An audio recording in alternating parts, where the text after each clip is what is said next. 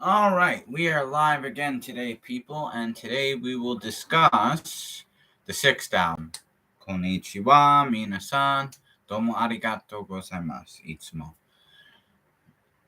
So, we will talk about my sixth solo album, the seventh sort of episode of the series, which it's the album Expressions of one's heart, and it acts as like a part two of My Unique Valentine. It basically continues the story and where it let off in the last episode because really it's kind of talking about a lot of the concepts that were happening around the same time. You could even say that these albums were kind of recorded almost right around the same time. It's just certain songs got used for My Unique Valentine because they suited the idea of that better, right?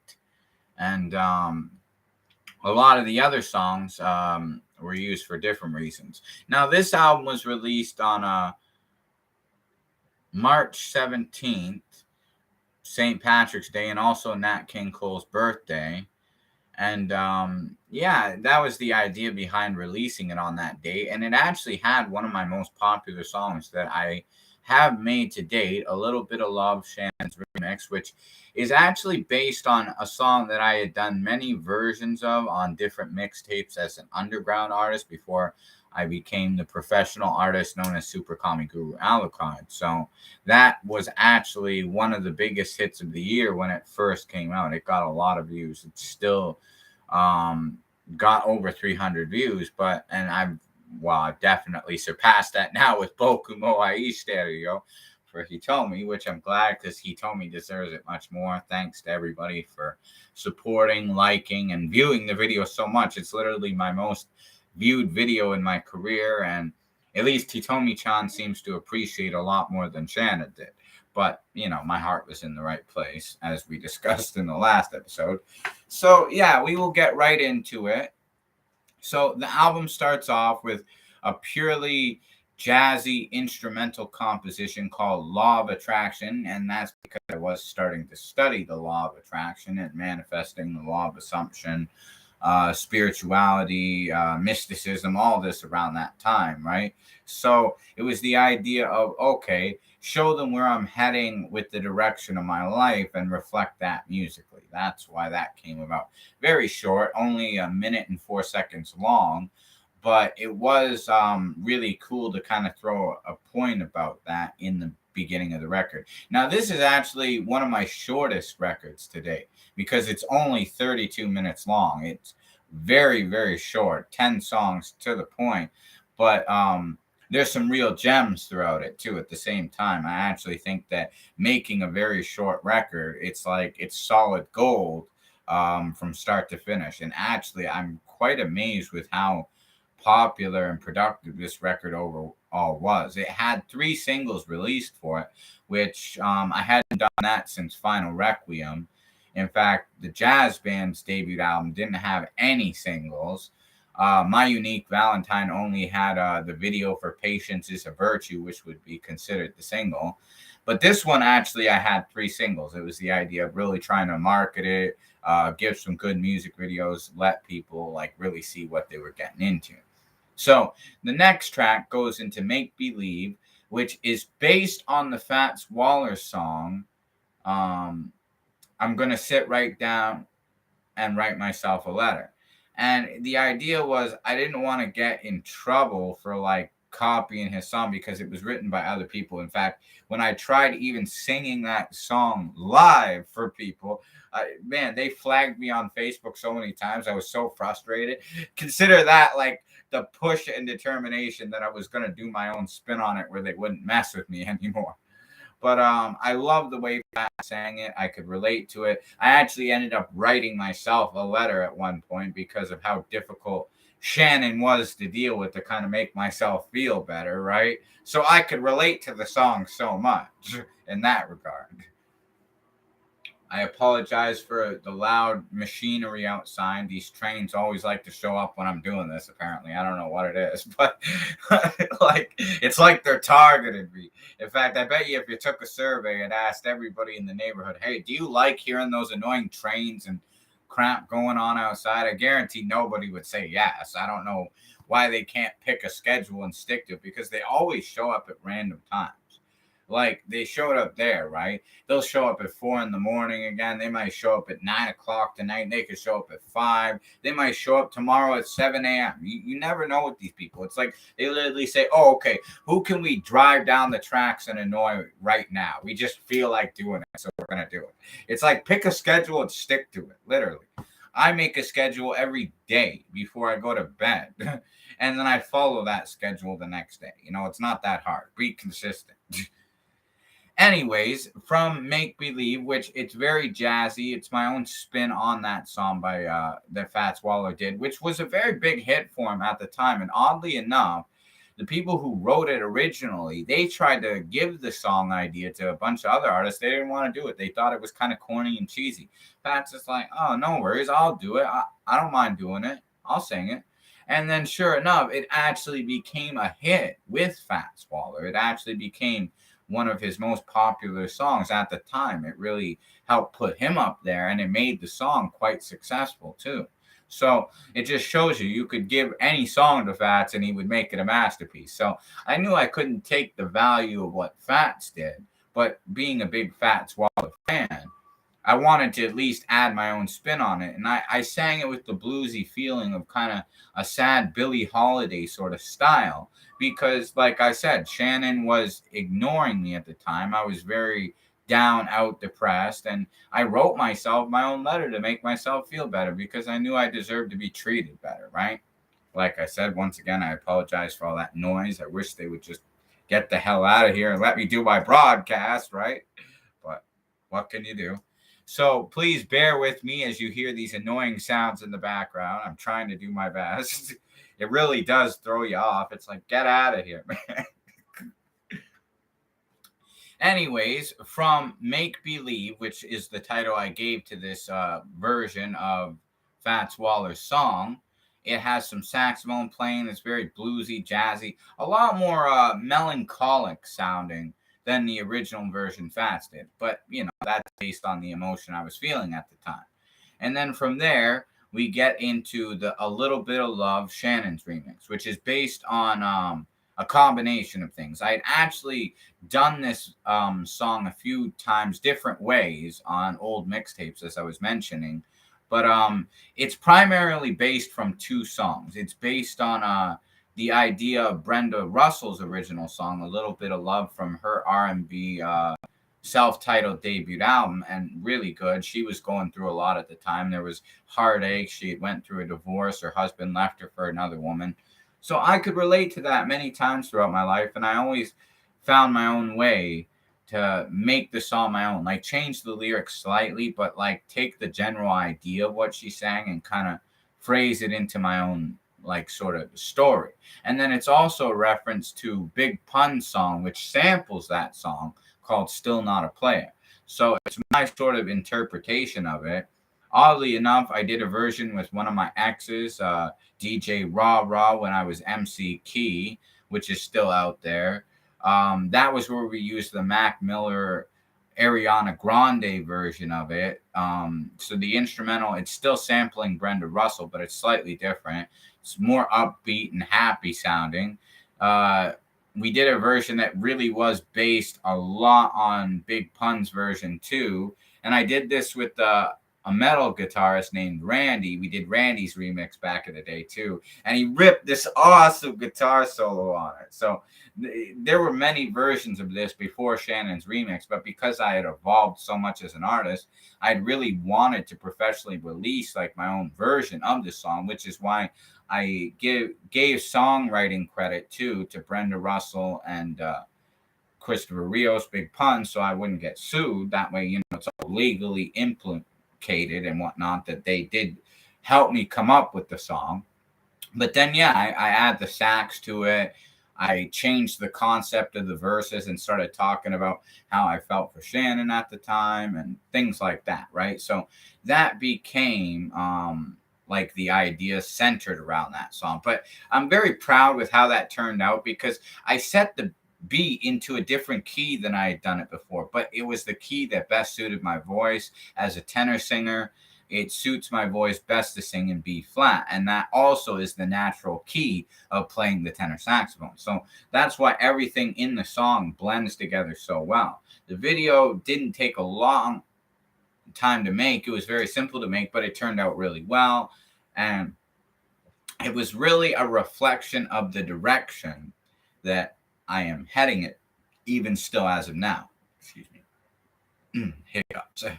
So, after that, it leads into 1 week till our first date, because when I made this song, as I said, it kind of overlaps the time frame of when I was working on songs for My Unique Valentine, and I had probably recorded this about a week before Valentine's Day. And I honestly believe, yeah, that's when I did it. And that was the idea of it, because me and Shannon were supposed to have our first date then.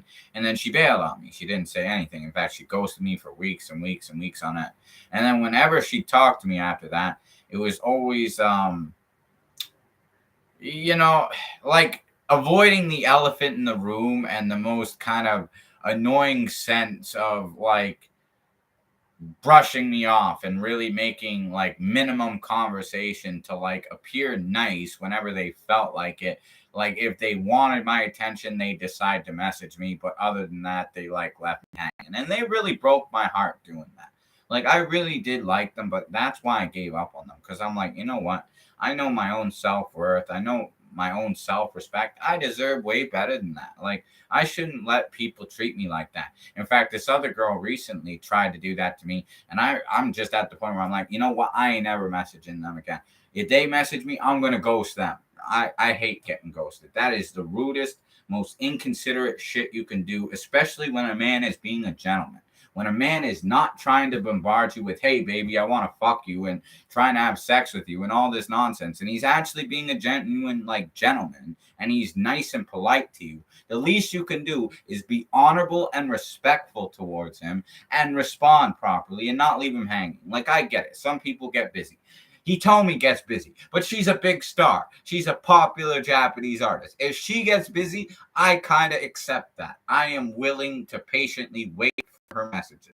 Patience is a virtue, but there's a difference between waiting patiently for somebody that you know has a lot on their plate, and knowing that you're getting ghosted and they're not making you top priority when you deserve to be treated with a lot more respect and treated like a bigger priority than you are getting treated as. There's a huge difference, and that's the difference between Shannon, that other girl, Cheyenne, and Hitomi, of course, because it's just not right to do that. You know what I'm saying? It's just not right. Have enough respect that if the man's being a gentleman, you treat him with equal respect back. I can't stand women who do that. North American women, especially white women in Canada, just have a terrible habit of doing that, and it frustrates the hell out of me. I don't like it. So there, I've got that off my chest, just to state the obvious. But yeah, it's an instrumental composition that lasts for about 3 minutes and 26 seconds. And it was actually the feeling of hope and excitement. Okay, they stood me up the first time, but now we're finally going to get a chance. I understand they got busy, things came up. I was trying to be patient, accepting, and, respectful, but, hoping for the best. At this time it was going to work out. Sure enough, I waited all night, nothing. Didn't even reply to me. Didn't even say, oh, sorry, I can't make it. Something came up. Something. You at least give a person notice out of respect, right? Nothing. But, there was hopeful optimism in that melody, because I was hoping for the best. And then next, it goes into sort of my own spin on the Ray Charles song, Hallelujah, I Just Love Her So, which I turned into Hallelujah, I Just Love You So. So it was my own spin on the Ray Charles song. I was singing it a lot. I really liked it. I liked the beat, the vibe of it. I was really getting into Ray Charles at the time. In fact, it was the first time I sat down and watched his autobiographical film, Ray, which Jamie Foxx did a phenomenal job. Everybody in that movie was so good. It was incredible movie. I was actually amazed. I was like, yo, he really made you think he was Ray Charles. Like, he got so into character. It was like watching a young Ray Charles. It was just, he was so good. That's why he won so many awards for that movie. It was really good. It was funny too, because you could really see Ray Charles' sense of humor. You could see his sense of romance, his unique creativity, like everything. I had so much more respect for Ray Charles after watching that movie, which is why there were a lot of Ray Charles themed songs and ideas for songs that came about in this record because it was around this period of time. So yeah, Hallelujah, I Just Love Her So, which is like that real soulful gospel vibe. Brenda Russell was also soul and R&B, so we were really getting into this like soulful R&B record with expressions of one's heart, right? And then we get into track 6, which I had the pleasure of recording this song with a gospel singer named Cynthia Loke. And we had really turned it into a beautiful soul song because she wrote this song based on how I described my feelings for Shannon at the time, ironically. I mean, it's kind of sad that all this effort got put into somebody who didn't appreciate it. But like I said before, the previous one, I ended up making a whole album that was originally going to be released on their birthday, and they didn't appreciate it. So I was like, well, at least he told me he appreciates her song, and it's way more popular and doing better. So there's a bright side to everything, I suppose, right? But this song actually did turn out really good, and it was kind of a new accomplishment for me as an artist because I didn't do any vocals on this. I just did the mastering part. The cool thing was she wrote the lyrics, she sang it, and then she had her brother play the piano. Now, what I did to kind of polish it off and really turn it from just a gospel piece, love song kind of thing, with just piano and vocals, is I added drums, bass, strings, and saxophone at parts. I did do the saxophone in it, which was great. It kind of gave it that jazzy, soulful vibe. The strings and the drums and the bass kind of really complemented it. And I kind of got to actually sit back and be the producer for this song. And that's what I really liked about it because, like, I guess her and her brother did the mixing, like, of the original guitar and the piano, right? But then when I added the drums, the bass, the strings, and the saxophone, I had to kind of remix it and level things out so that it all blended well together with what I added, right? So I did the mixing in that sense, and then I mastered it. And yeah, by the end of it, I was really proud of how it turned out. Like, I love it. This is why we did a music video. I actually recorded parts of her singing it live on a live stream she did, and basically edited it to fit the song with a few clips of me playing the saxophone in between, right? But it turned out really cool because it had this Ray Charles soulful vibe by the end of the finished song that I was like, this is like some Georgia shit. Like, it sounds like Georgia. It reminds me of Georgia on My Mind, which I was listening to a lot. I was singing. I'd even met this tarot reader named Georgia from Wales, ironically, who like read my fortune and stuff. Like, all this stuff was going on at the time. It was kind of like this crazy coincidence of things, right? And I was like, well, there are no coincidences in the universe, as I've learned now. Everything does happen for a reason. What you give attention to, it manifests more in abundance. But yeah, seeing how this Georgia song, like Georgia styled song, turned out when I Found You with Cynthia Loke is her name.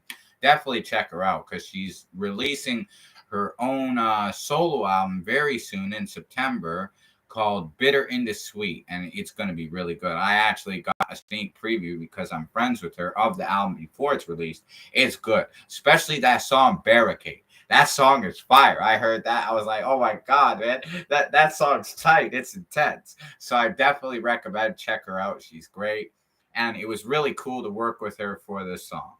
I even like invested into her, like making this album that she's doing. And in return, that's why she made the song for me. And she also sent me some really cool inspirational things. She gave me like a card, and she gave me this like picture and a magnet I have here too.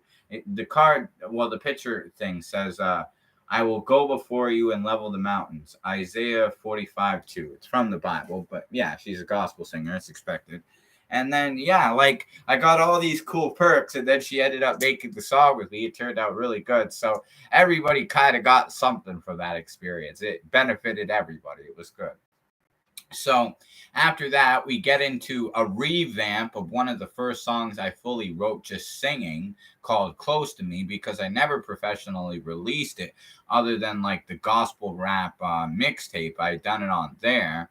But I revamped it and I called it the Jazzy, Funky, Bluesy Reggae Mix.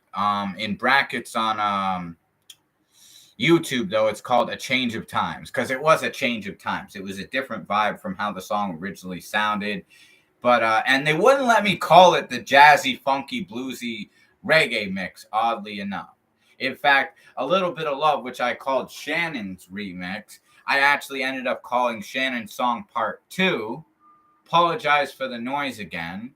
It's like they're literally just driving back and forth down the tracks to like interrupt my broadcast or something. It's like, get the hell out of here. Seriously, though. But, anyways, as I was saying before they threw off my train of thought, TuneCore, sorry, they wouldn't allow me to call it Shannon's remix. They didn't, like, they were very picky with this idea of calling things a remix. And I'm like, well, it's a remix, though. It's a different version of the song. That's how I always looked at a remix, right? Wouldn't let me. So I'm like, okay, just call it Shannon's Song Part 2.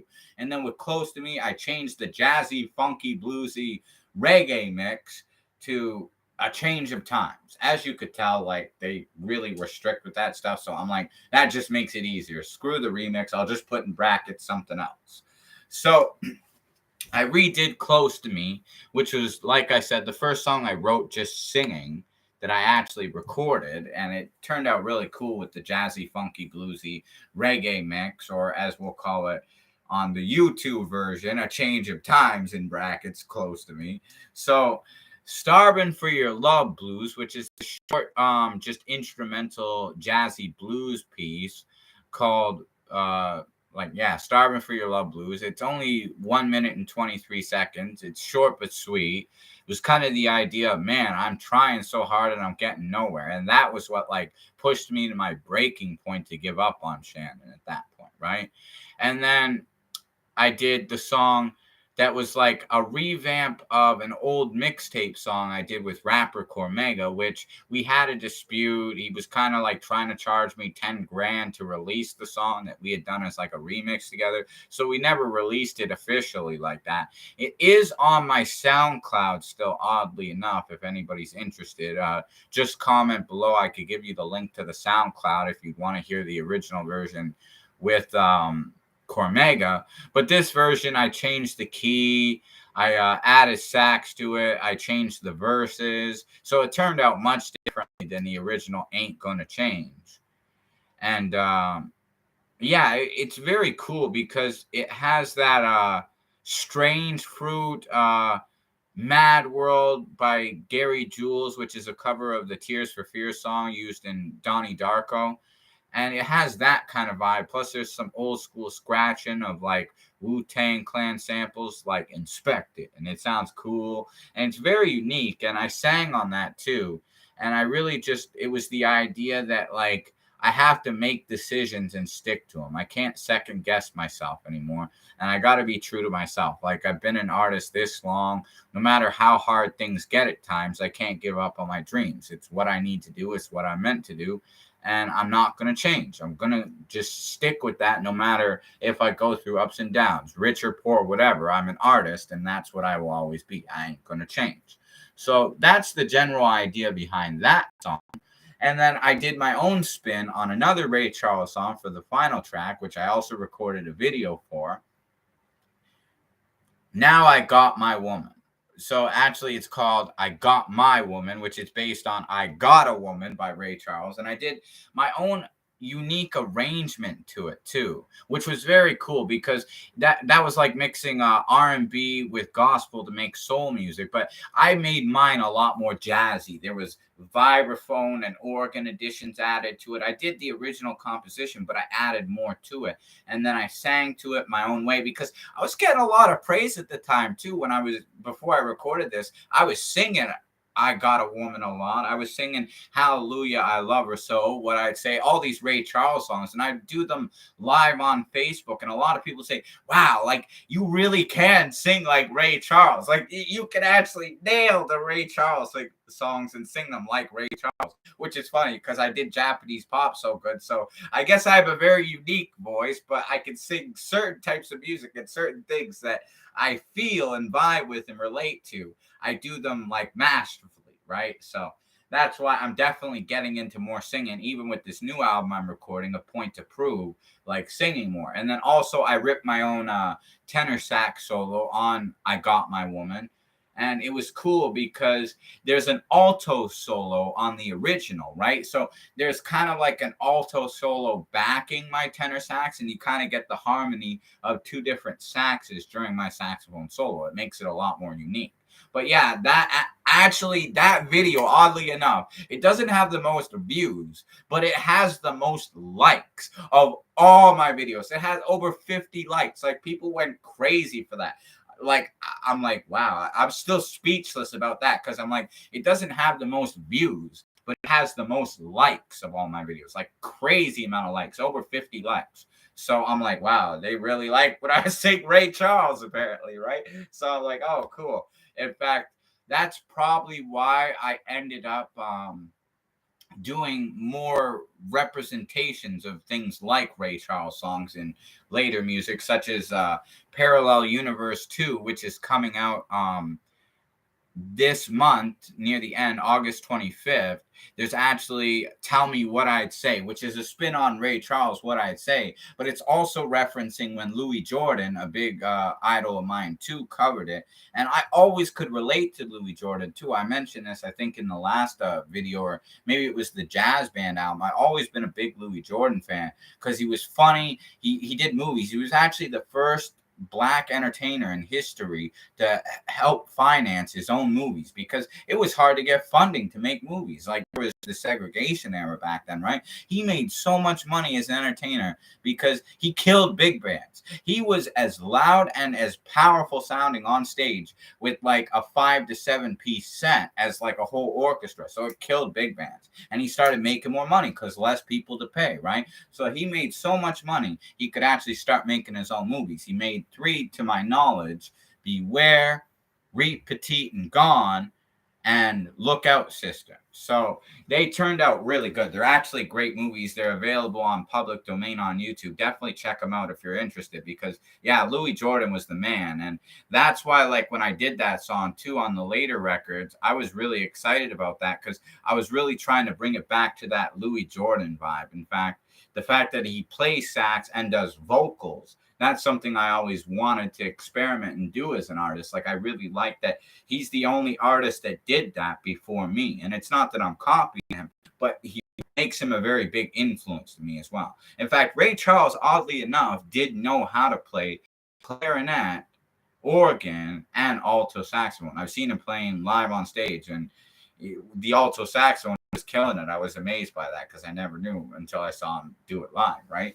But yeah, that's where a lot of the inspiration and unique ideas came for the expression of one's heart. It was very soulful. Brenda Russell, Louis Jordan, Ray Charles, these kind of ideas, very jazzy, a lot of singing on it, more singing than I had done on probably any of the previous records, which I'm going to really get into that when I do the new album, A Point to Prove.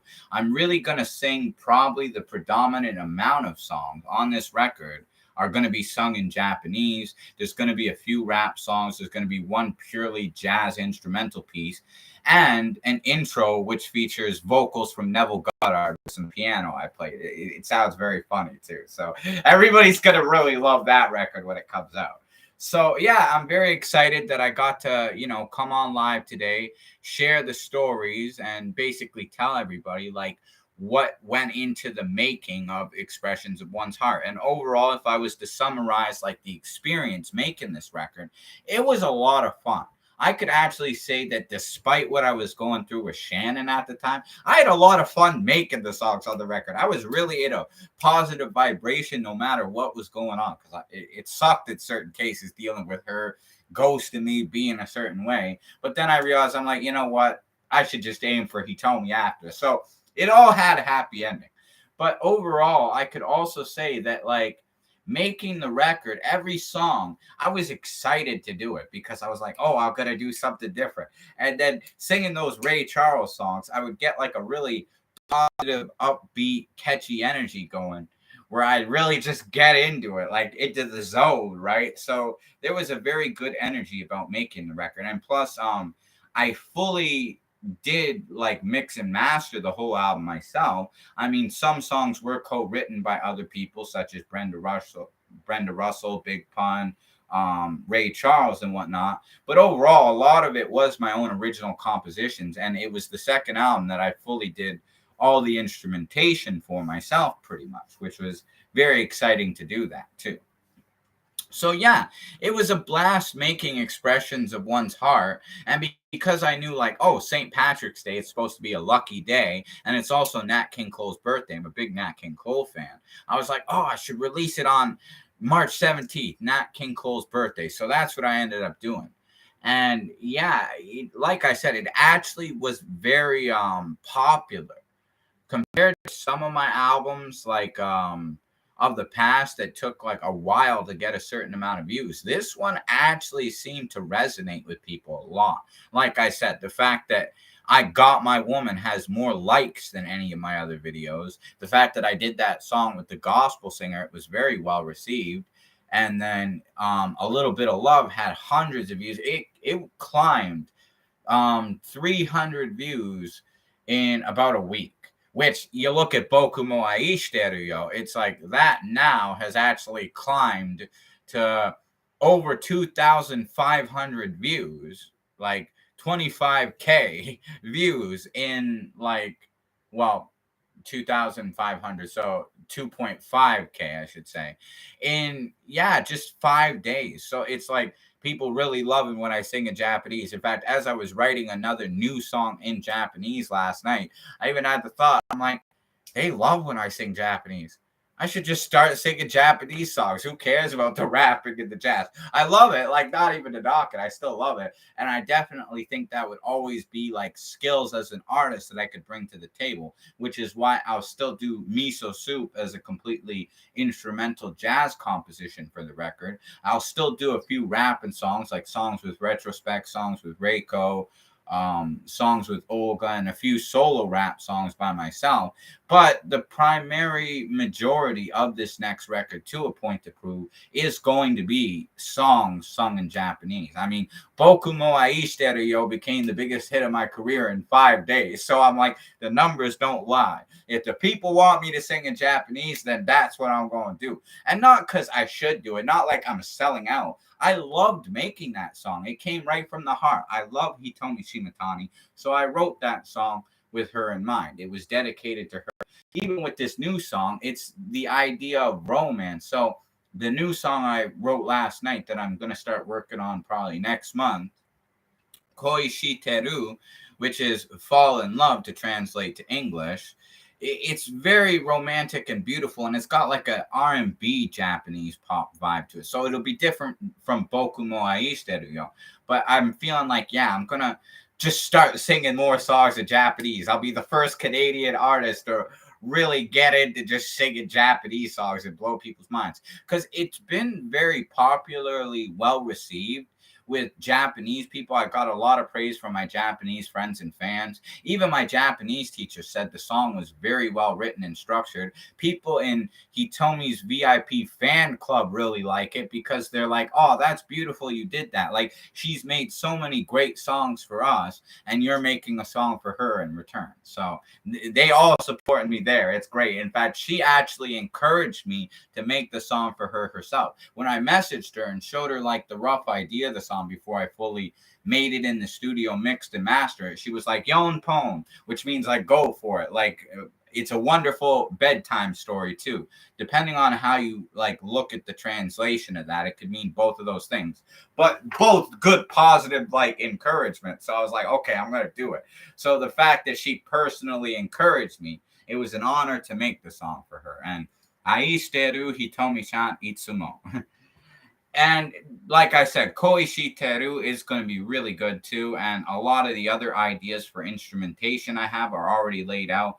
It's going to be mixed and mastered mostly by the guy who did Impulse, my debut album, except for two songs. Two songs will just be purely me mixing and mastering. I've done instrumentation for 4 songs, and 10 songs, the instrumentation is the guy who did all the instrumentation for my second album, Nail Gun, and he's worked with me on many other projects, Tone Jones. So Yeah, it's going to be very great. And I know I'm kind of getting off topic because we're supposed to be talking about expressions of one's heart, but I pretty much summarized what that album is. I definitely encourage everybody check that out if you haven't, especially because the one video has more likes than any other. It must be good. Like the people like it. The numbers don't lie, right? So, and if you do, you check it out on YouTube and you like it, the links below in the description of this video would take you to the iTunes or Apple Music store. And please purchase the albums if you like them. Support the artist so I can keep making great music. Because especially when you're not backed by a major record label or management company or promoters or marketing, like sort of a staff team, it's kind of hard sometimes for the artist to get the necessary funding when they're not a big star and making millions right away, right? But I want to keep putting the music out there, keep doing my thing. You know, I'm becoming more and more successful as we go on this journey. This new song, Boku mo Aishiteru yo, is proof of that in itself. So please support and thank you in advance. Yoroshiku onegai shimasu. Minasan, domo arigato. Matane, Super Kami Guru Alucard. Till next time, peace out.